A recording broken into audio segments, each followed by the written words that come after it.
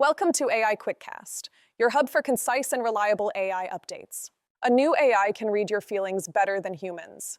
But the real reason this is happening, and its hidden danger, might truly shock you. Stick around to uncover what this means for your future.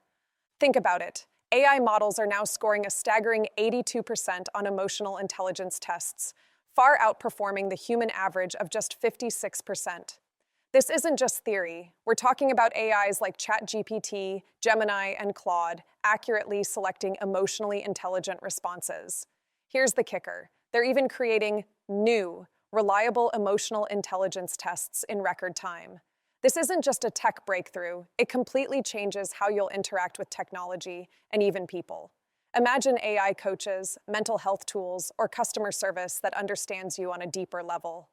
But here's the terrifying truth. While these AIs simulate empathy, they don't actually feel anything.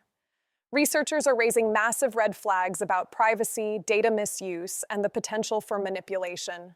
What if an AI, knowing your emotional state, influences your decisions?